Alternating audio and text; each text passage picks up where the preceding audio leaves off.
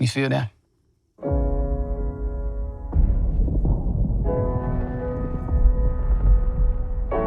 That's your family.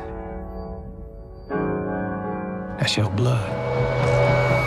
First, congratulations, debut film. I mean, that's such a big deal and an accomplishment for you to have done that. I know after your studies at AFI and all that. Screening it with your family there and everything else last night, like how was that feeling just to see the energy and the support from everybody? You know, we did a really wild thing. Not last night, but we made this movie and I asked the cast to come watch the movie together for the first time, which is really scary because as you can imagine, if you act in something, you there's a certain amount of submission you have to give yourself to the movie and trust the people that you make it with. And most actors reasonably want to experience a film by themselves for the first time. Absolutely. In the safety of the, to know to see what they've done for them by themselves and what's done to their performance. But we did something wild, which was have everybody come together and see it together for the first time as a community, which is the spirit in which we made the film.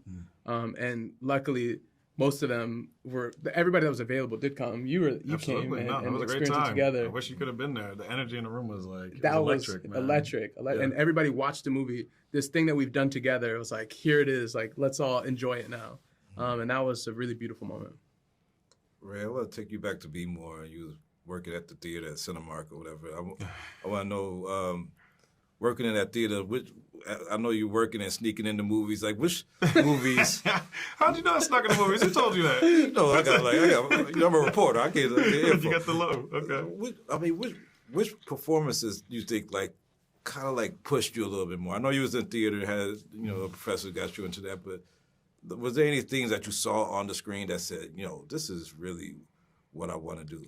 Honestly, everything. Working in a movie theater for me as a high schooler was pivotal. I didn't really know much about the technique and the craft. I had some friends that were into cinema at the time, and they would put me in some of their shorter films that they were making for some of the community colleges and things. But I was a big action fan, man. Anything Wesley Snipes around that time. I think this was around the time Blade Trinity had come out, right?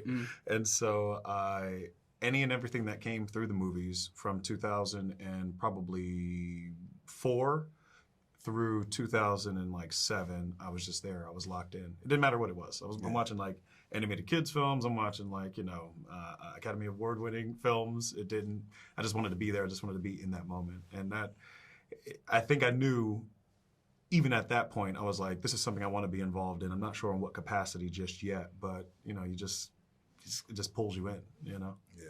Mama Ola polished this piano with her tears for 17 years. For 17 years, she rubbed on it till her hands bled. Then she rubbed the blood in, mixed it with the rest of the blood on it. Every day God breathed life into her body. She rubbed and cleaned and polished and prayed over. Play something for me, Berniece. Play something for me, Berniece. Play something for me, Bernice, every day. I cleaned it up for you. Play something for me, Bernice. You always talking about your daddy, but you don't never stop to look at what his foolishness cost your mama. 17 years worth of cold nights and an empty bed for what? For a piano? For a piece of wood? To get even with somebody? Yeah. So much talent in that household that y'all could just shoot movies at the house. But when you have, Olivia and JD and Katya and everybody else and Pauletta all in the house, can you do your own table reads with your work that you just have Academy Award winning table reads going on at the house? I'm so grateful to not only my family, but to come from just a community of artists and a community of talented people that revere the arts, that value it and instill that kind of artistic practice in all of us.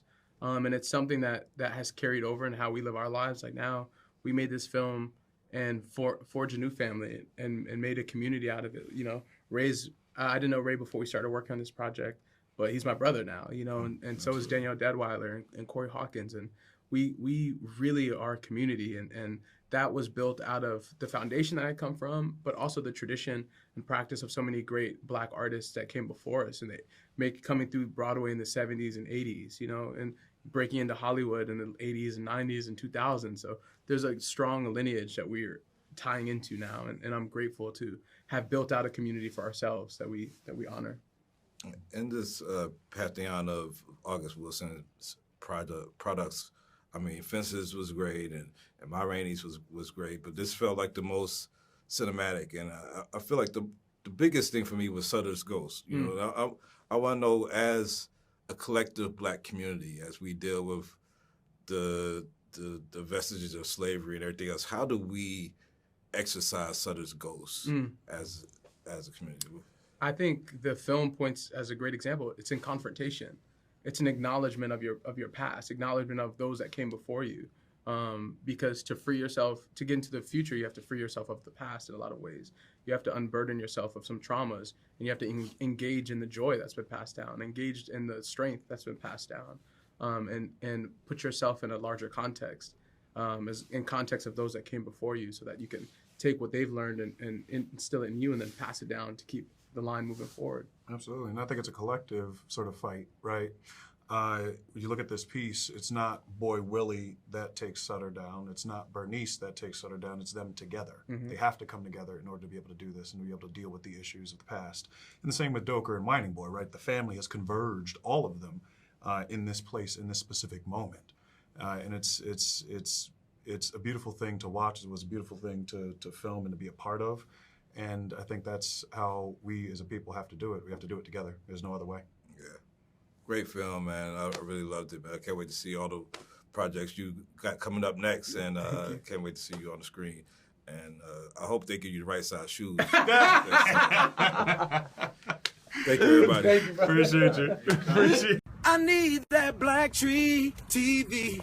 I need that BlackTree TV. I need that BlackTree TV. BlackTree TV.